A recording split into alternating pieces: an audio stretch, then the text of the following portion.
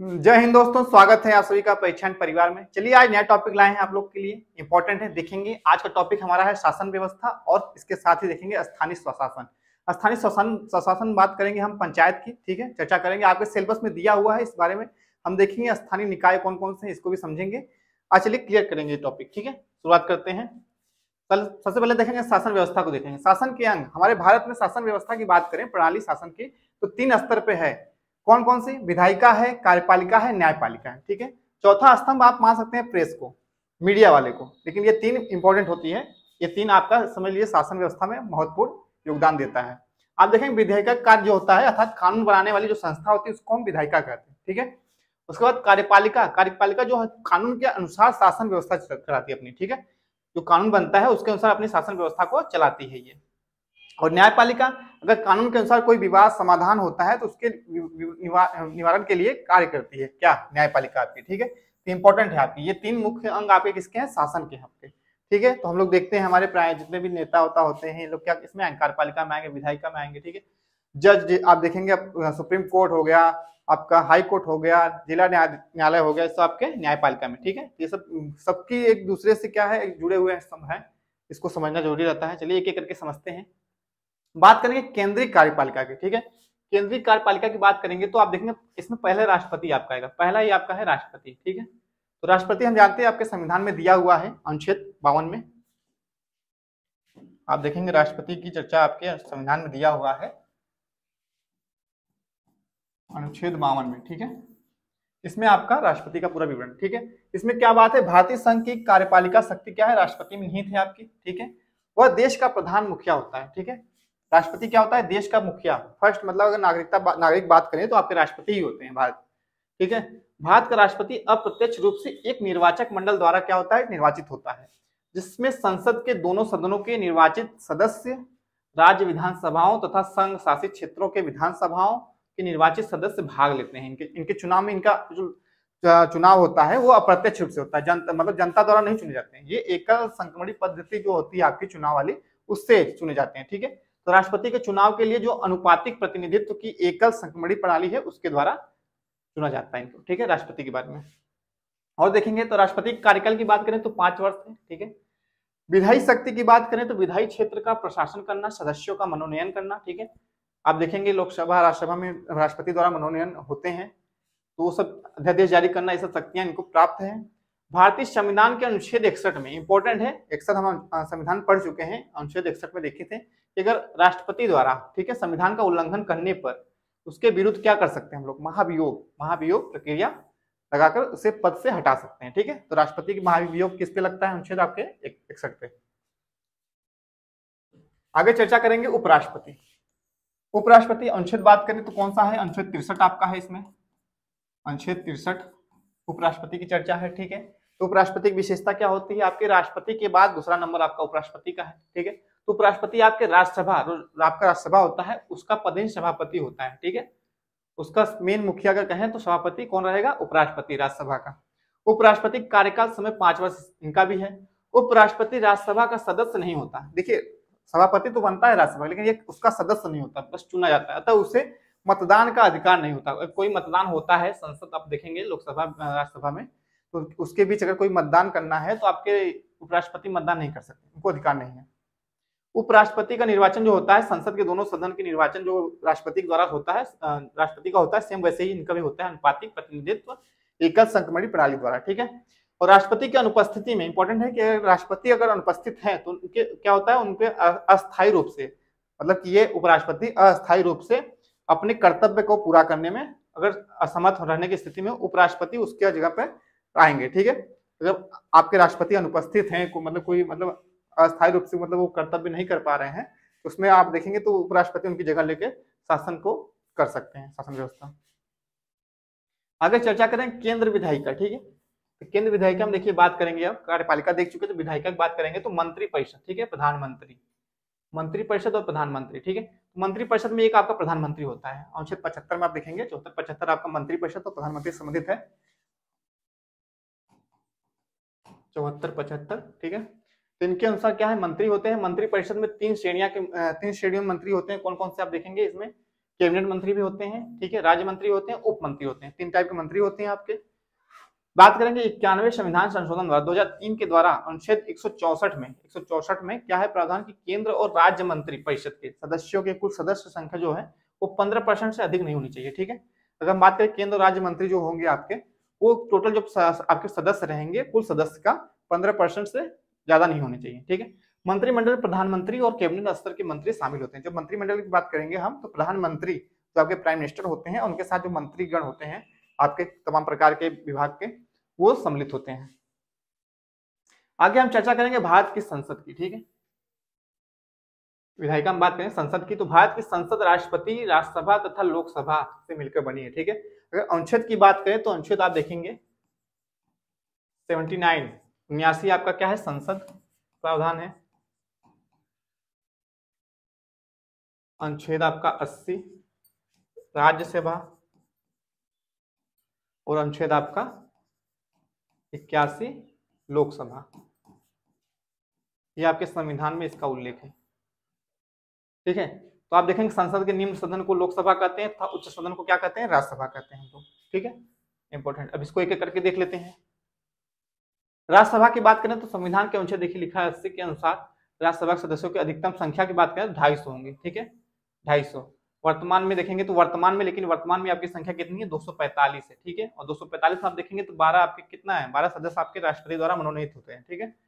राज्यसभा एक अस्थायी सदन है, ठीक है, अस्थायी है। लोकसभा जबकि अस्थायी सदन होता है, ठीक है, यह कभी भी भंग नहीं होता है। लोकसभा जबकि भंग हो सकती है, प्रधानमंत्री जो उसमें प्रधानमंत्री होते हैं उनके मतलब कि अगर बहुमत प्राप्त नहीं कर पाएंगे, जिससे भी उनका कोई किसी प्रकार के मामले में विघटन कर दे तो क्या होता है वो लोकसभा भंग हो जाएगा, लेकिन आपका राज्यसभा कभी भंग नहीं होता। बल्कि इसके 1/3 सदस्य 1/3 सदस्य इसके क्या होते हैं प्रति 2 वर्ष पे 1/3 सदस्य क्या होते हैं अपना अवकाश ग्रहण करते हैं, फिर उनके जगह पे दूसरे लोग आके अपना पद संभालते हैं, ठीक है। तो ये आपके इसमें भी एक नियम है कि जितने सदस्य होते हैं उसमें 1/3 सदस्य क्या करेंगे अपना अवकाश ग्रहण करेंगे, फिर दूसरे सदस्य आके पद लेंगे, ठीक है। और कार्यकाल की बात करेंगे इंपॉर्टेंट है, कार्यकाल इनका 6 वर्ष का होता है, ठीक है। टोटल 6 वर्ष का इनका कार्यकाल होता है। अभी लोकसभा में देखेंगे उनका कार्यकाल 5 वर्ष का होता है, ठीक है। राज्यसभा के 12 सदस्यों को, ठीक है, राष्ट्रपति द्वारा मनोनीत किया जाता है, ठीक है। राष्ट्रपति के पास शक्ति है कि वो राज्यसभा के 12 सदस्य अपने द्वारा चुन सकता है, वो किसी भी फील्ड के हो सकते हैं, ठीक है। आप देख सकते हैं यहाँ पे अगर राज्यसभा की एक तस्वीर देखिए हम लोग तो उच्च सदन कहलाता है आपका राज्यसभा और 6 साल का कार्यकाल है। विधानसभा सदस्यों द्वारा यह निर्वाचन होता है इसका, और राज्यसभा कभी भी भंग नहीं होती, हम पढ़ चुके हैं। 2 साल में 1/3 सदस्यों का कार्यकाल खत्म होता है। उपराष्ट्रपति सदन के सभापति होते हैं, इसी मतलब राज्यसभा क्या होते हैं उपराष्ट्रपति आपके सभापति होते हैं। योग्यता की बात करें तो भारत का नागरिक हो और न्यूनतम आयु कितनी हो 30 वर्ष। एग्जाम पूछ सकता है कि राज्यसभा के चुनाव की मतलब कि नेता बनने के लिए आपके लिए उम्र कितनी होनी चाहिए तो 30 वर्ष होनी चाहिए, ठीक है। चलिए आगे चर्चा करेंगे लोकसभा की, ठीक है। अगला लोकसभा आपका है अनुच्छेद आपका 81 है। लोकसभा की अधिकतम सदस्य संख्या 552 है, ठीक है, 552 है। और लेकिन वर्तमान में देखेंगे तो आपकी कितनी है 545 है, ठीक है। आप देखेंगे इसमें 530 आपका राज्य का है, 13 संघ का है और 2 आपका राष्ट्रपति द्वारा मनोनीत, एंग्लो इंडियन जिसे कहते हैं हम लोग, ठीक है, एंग्लो इंडियन आपके 2 सदस्य एंग्लो इंडियन के होंगे, ठीक है। लोकसभा का कार्यकाल समय देखिए 5 वर्ष है, ठीक है। किंतु प्रधानमंत्री के परामर्श के आधार पर राष्ट्रपति द्वारा लोकसभा को संपूर्ण समय से पूर्व भी भंग किया जाता है। देखिए राष्ट्रपति द्वारा लोकसभा को हम कभी भी भंग कर सकते हैं, ठीक है, राष्ट्रपति के द्वारा ही। और लोकसभा के सदस्य द्वारा अध्यक्ष तथा उपाध्यक्ष का चुनाव होता है, ठीक है। उन्हीं सदस्यों में से एक अध्यक्ष चुना जाएगा, एक उपाध्यक्ष चुना जाएगा, ठीक है। लोकसभा एवं राज्यसभा की 2 बैठकों में, ठीक है, बैठक की अगर बात करें तो 6 माह से अधिक का अंतर नहीं होना चाहिए, ठीक है। लोकसभा आपका लोकसभा हो गया राज्यसभा हो गया, इनकी अगर बैठक हो रही है तो 6 माह से ज्यादा मतलब कोई दूसरी बैठक अगर एक बैठक हुई दूसरी बैठक करने में 6 माह से ज्यादा समय नहीं होना चाहिए, उससे अंदर ही बैठक दूसरी होनी चाहिए। अगर एक लोकसभा की तस्वीर में देखा जाए तो क्या हो सकता है, निम्न सदन है आपका, उच्च सदन आपका राज्यसभा था। 5 साल का कार्यकाल इसका है, जनता द्वारा चुनाव होता है, ठीक है, जनता हम प्रत्यक्ष जनता द्वारा इसमें चुनाव प्रणाली चलती है, ठीक है। हर 5 साल बाद भंग कर सकते हैं इसको, ठीक है। सदन में अध्यक्ष और उपाध्यक्ष होते हैं। लोकसभा अध्यक्ष क्या होता है राष्ट्रपति को बुलाए संयुक्त सत्र की अध्यक्षता करता है, ठीक है। एग्जाम में पूछ सकता है कि संयुक्त राष्ट्र के जो मतलब संयुक्त आपके मतलब संयुक्त अधिवेशन जो होता है उसकी अध्यक्षता कौन करता है, तो आपके ऑप्शन देगा राष्ट्रपति नहीं, इसका लोकसभा अध्यक्ष जो होता है वही करता है, ठीक है। लेकिन बुलाता कौन है तो राष्ट्रपति बुलाता है इसमें। योग्यता में देखिए भारत का नागरिक हो और न्यूनतम आयु कितनी हो 25 वर्ष, जबकि राज्यसभा के लिए 30 वर्ष थी इसमें, ठीक है, और लोकसभा में 25 वर्ष है। आगे बढ़ेंगे, आगे अब बात करेंगे राज्य की कार्यपालिका। केंद्र की कार्यपालिका देख चुके हैं, अब राज्य की कार्यपालिका की बात करेंगे। राज्यपाल गवर्नर 152 अनुच्छेद 152 में लिखा हुआ है आपके, ठीक है। तो राज्य की कार्यपालिका प्रधान जो होता है आपका राज्यपाल, गवर्नर जिसे कहते हैं, ठीक है, राज्यपाल होता है। उसे राज्य व्यवस्थापिका का अधिवेशन बुलाने, ठीक है, राज्य की व्यवस्थापिका जो होती है आपकी, ठीक है, उसको बुलाने, स्थगित करने तथा व्यवस्थापिका के निम्न सदन जो आपका विधानसभा को भंग करने की शक्ति होती है। एक टाइप से देखेंगे हम, केंद्र में बात करेंगे तो राष्ट्रपति देखता है और राज्य की बात करेंगे तो राज्यपाल देखता है, ठीक है। इसमें हम जो भी है आपका देखिए निम्न सदन जो होगा इसमें आपका विधानसभा होगा, उच्च सदन इसमें विधान परिषद होता है। तो इसमें अभी आगे चर्चा करेंगे विधानसभा विधान परिषद की। आगे है यदि राज्य का प्रशासन संविधान के उपबंधों के अनुसार नहीं चल रहा हो, ठीक है, तो वह राष्ट्रपति को राज्य के संवैधानिक तंत्र की विफलताओं के संबंध में सूचना दे सकता है। राज्यपाल कौन देगा? राज्यपाल राष्ट्रपति को बताएगा कि संविधान विफल है, मतलब यहाँ पे राज्य में, तो राज्यपाल की रिपोर्ट के आधार पे क्या होगा, अनुच्छेद 356, ठीक है, अंतर्गत क्या होगा, राष्ट्रपति शासन लागू हो जाएगा उस राज्य में, ठीक है। राष्ट्रपति शासन आपके अनुच्छेद हम देखे हैं किसमें है, 356 में है, हम पढ़ चुके हैं, तो यहाँ एक बार फिर देख लेंगे। और वह मुख्यमंत्री तथा उसके परामर्श से, राज्यपाल क्या करेगा, मुख्यमंत्री तथा उसके परामर्श से अन्य मंत्रियों की नियुक्ति करता है, ठीक है, अन्य मंत्रीगणों की नियुक्ति करता है।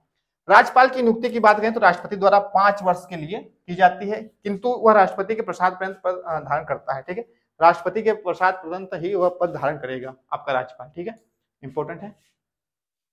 अब देखिए बात करेंगे हम मुख्यमंत्री, ठीक है, विधायिका, राज्य की विधायिका की बात कर रहे हैं तो इसमें हम अब केंद्र में देखेंगे प्रधानमंत्री होता है, तो वैसे आपकी राज्य स्तर पे जो चीफ मिनिस्टर मुख्यमंत्री होते हैं, ठीक है, तो मुख्यमंत्री विधानसभा का मुखिया होता है, ठीक है, मुख्यमंत्री क्या होता है, विधानसभा का मुखिया होता है। मुख्यमंत्री की नियुक्ति राज्यपाल द्वारा होती है, ठीक है, राज्यपाल द्वारा मुख्यमंत्री की नियुक्ति होती है, ठीक है। समांतर कहा जाए तो विधानसभा में बहुमत प्राप्त दल, जो बहुमत प्राप्त दल नेता होता है उसको ही मुख्यमंत्री नियुक्त किया जाता है, ठीक है।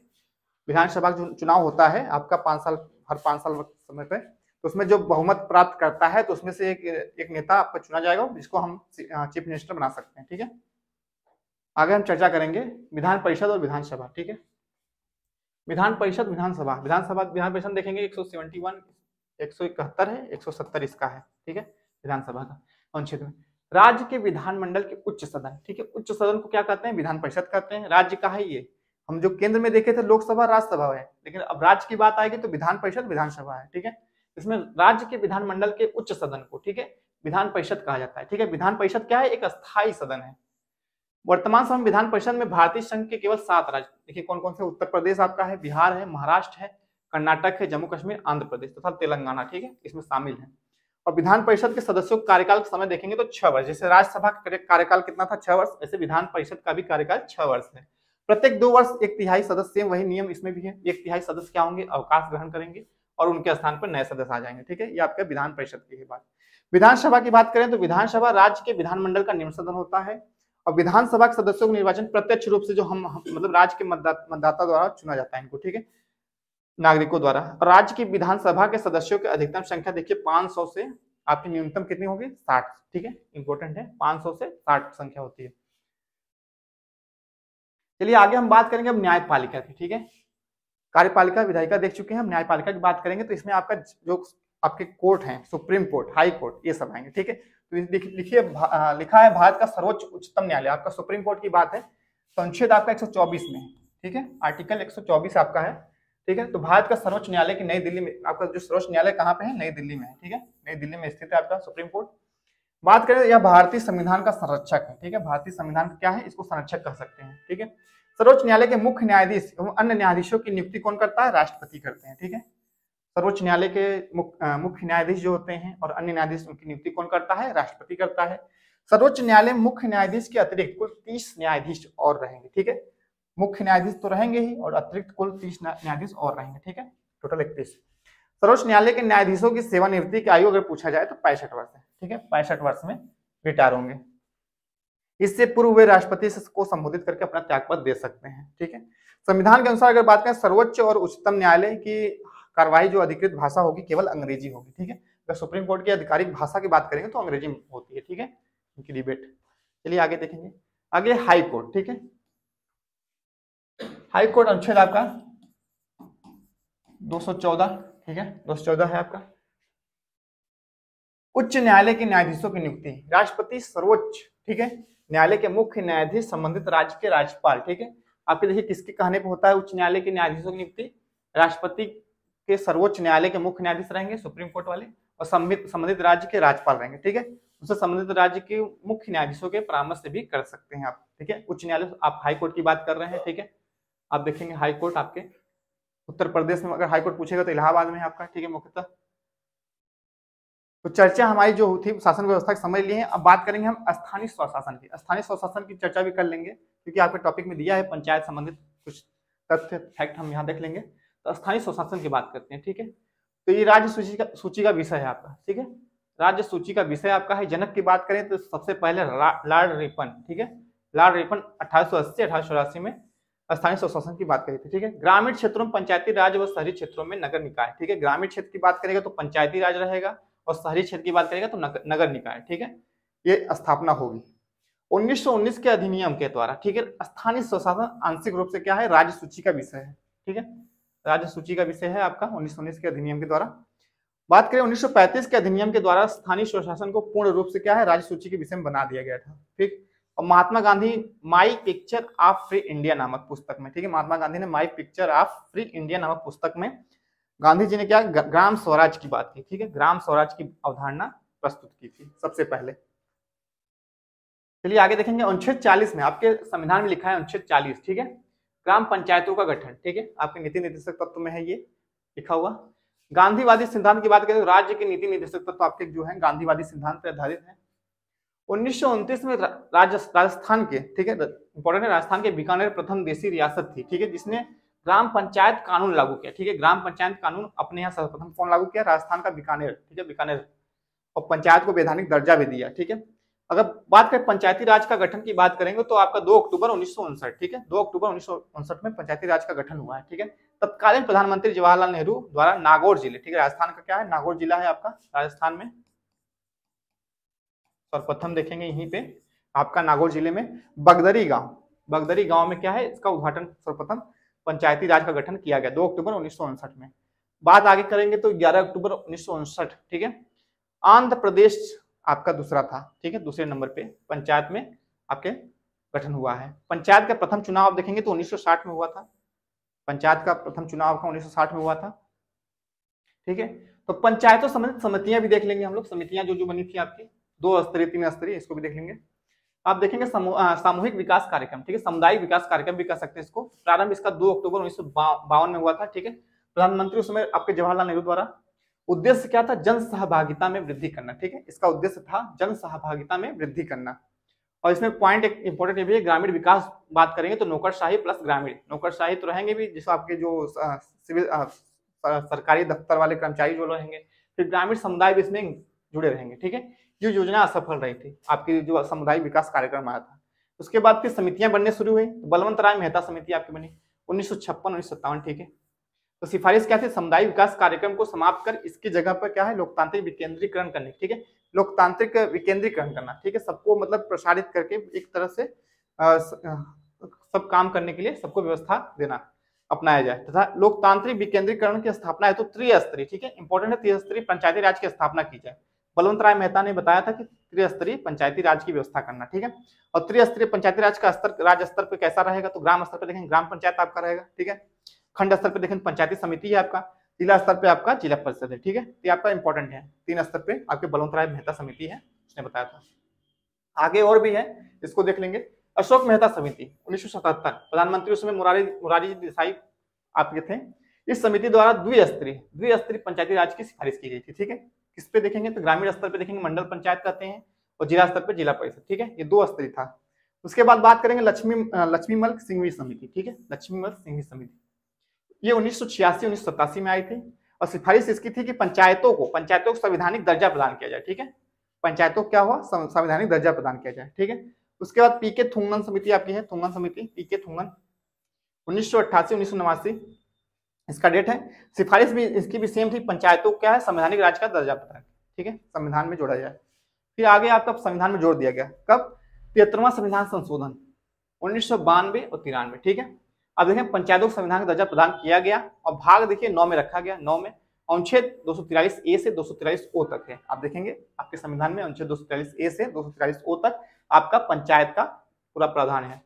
विषय आप देखेंगे अनुसूची 11वीं अनुसूची में इसको डाली गई है। और विषय की बात करेंगे तो टोटल 29 विषय इसमें सौंपे गए। ठीक है, 29 कार्य आपके कार्य योजनाएं संबंधित विषय इसमें सम्मिलित हैं। देखिए 24 अप्रैल 1993 को केंद्र में लागू किया गया और पंचायती राज दिवस आप प्रत्येक वर्ष 24 अप्रैल को मनाया जाता है। ठीक है, तो आप 24 अप्रैल को देखेंगे 1993 को इसको केंद्र में लागू किया गया था और इसीलिए 24 अप्रैल को ही क्या पंचायती राज दिवस मनाया जाता है। 23 अप्रैल 1994 को राजस्थान में पंचायती राज अधिनियम 1994 को लागू हुआ। ठीक है, आप देखेंगे अधिनियम जो 1994 आपका है राजस्थान में पंचायती राज का, वो 23 अप्रैल 1994 को राजस्थान में लागू हुआ है। इंपॉर्टेंट है, यहाँ के पंचायती राज संबंधित है। आगे हम देखेंगे 73वां आपका पंचायत संबंधित है। 74वां आपका देखेंगे संविधान संशोधन आपका 74वां था 1992-93 ये भी है।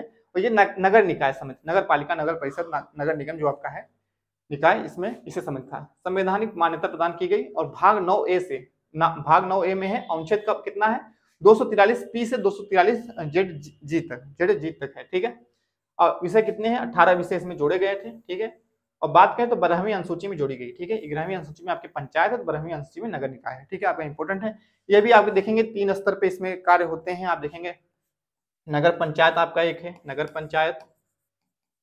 ठीक है, नगर पंचायत आप देखेंगे ग्रामीण क्षेत्र से उभरते हुए आप देखेंगे विकास कर रहा है, शहरी मतलब थोड़ा शहरी अपनी व्यवस्था बना रहा है, तो उसको हम नगर पंचायत बनाना चाहते हैं। ठीक है, जो जिसकी जनसंख्या ज्यादा रहेगी, कितनी रहेगी, कम से कम 1 लाख से कम रहेगी। ठीक है, 1 लाख से कम ही रहेगी, 1 लाख से कम होगी। उसके बाद दूसरे स्तर पे देखेंगे नगर परिषद। नगर परिषद है, नगर पालिका परिषद भी कह सकते हैं। तो 1 लाख से 5 लाख। ठीक है, 1 लाख से 5 लाख के बीच में आपकी जो जनसंख्या रहेगी वो आपकी नगर परिषद होगी। फिर एक नगर निगम आपका सबसे बड़ा। ठीक है, नगर निगम, नगर निगम। ठीक है, तो ये 5 लाख से 10 लाख। ठीक है, जनसंख्या की बात करें तो 5 लाख से आपका 10 लाख तक इसमें जनसंख्याएं रहेंगी। ठीक है, निवास करेंगे। और आप देखेंगे पूरे उत्तर प्रदेश में आप देखेंगे 17 आपके नगर निगम है। ठीक है, इंपॉर्टेंट है। तो ये आपके 3 स्तर पे ये भी है कार्यकर्ती आपके नगर निकाय में। ठीक है, इंपॉर्टेंट है। चलिए अब बात करेंगे ग्राम सभा गठन। ठीक है, इंपॉर्टेंट है ये भी। ग्राम सभा गठन की बात करेंगे तो गांव के सभी वयस्क मतदाताओं के द्वारा ही क्या होता है, ग्राम सभा गठन होता है। ठीक है, चुनाव होता है। प्रथम ग्राम सभा का गठन राजस्थान में 26 जनवरी 1999 को मुहाना ग्राम पंचायत सागानेर में। ठीक है, इंपॉर्टेंट है। सबसे पहले जो भी कार्य हुआ है पंचायत संबंधित सब राजस्थान में ही हुआ है। आप देखेंगे राजस्थान में 26 जनवरी 1999 को मुहाना ग्राम पंचायत सागानेर। ठीक है, यहाँ पे हुआ था प्रथम ग्राम सभा गठन। अब ग्राम सभा की बैठक की बात करें, इंपॉर्टेंट है। 4 बैठकें होती हैं साल में। कब होती हैं, 26 जनवरी को कर सकते हैं, 15 अगस्त को कर सकते हैं, 2 अक्टूबर को और 1 मई को। ठीक है, ये 4 डेट है इंपॉर्टेंट ग्राम सभा की बैठक करने के लिए। आगे बात करें गढ़ पूर्ति की। ठीक है, ग्राम सभा के सभी पंजीकृत मतदाताओं के 1/10%। ठीक है, गढ़ पूर्ति वहां पर अनिवार्य है। कोई भी अगर योजना बना रहे हैं तो 1/10 सदस्य वहां पर रहना जरूरी है। ठीक है, गढ़ पूर्ति के लिए। अब ग्राम सभा के सदस्य ग्राम सभा की समस्त पंजीकृत मतदाता होंगे। ठीक है, आपके सदस्य जो होंगे वहां पे पंजीकृत जो मतदाता होंगे वही होंगे। ग्राम सभा की अध्यक्षता कौन करता है, तो सरपंच। ठीक है, आपके सरपंच होंगे, उप सरपंच भी होंगे। ठीक है, और सरकारी अधिकारी की बात करेंगे तो ग्राम सचिव इसमें आएंगे। ठीक है, ग्राम सचिव, सेक्रेटरी जिसे कह सकते हैं हम लोग, ग्राम सचिव। पंचायतों की सबसे छोटी इकाई की बात करेंगे वार्ड सभा मतलब एक ग्राम पंचायत में देखेंगे 2, 3, 4 वार्ड सभा बन सकती है। वार्ड सभा अलग होती है। ठीक है, वार्ड सभा गठन देखेंगे तो वार्ड के सभी पंजीकृत मतदाताओं के द्वारा होता है। ठीक है, एक वार्ड मतलब अलग अलग वार्ड बना के वहां पंचायतों का गठन कर सकते हैं। तो ये इंपॉर्टेंट क्लास आज की थी हमारी, जो आपके स्थानीय स्वशासन और शासन प्रणाली को समझते हुए हम लोग देखे हैं। तो हमारे यूपी टेट के सिलेबस में जो लगभग सिलेबस में आपके दिया हुआ था हम लोग कवर कर चुके हैं। तो आप क्या है कि हमारा सिलेबस यहीं पे कंप्लीट हो चुका है। अब जो भी कराएंगे प्रैक्टिस सेट कराया जाएगा आप लोग को। आप लोग जुड़े रहेंगे, यूपी टेट आपका नोटिफिकेशन जब भी आए आप लोग तैयारी करते रहेंगे, जुड़े रहेंगे हमारे साथ। हमारे चैनल को आप सब्सक्राइब नहीं किया, सब्सक्राइब जरूर कर लेंगे, वीडियो ज्यादा शेयर करेंगे। आप सभी का बहुत बहुत धन्यवाद।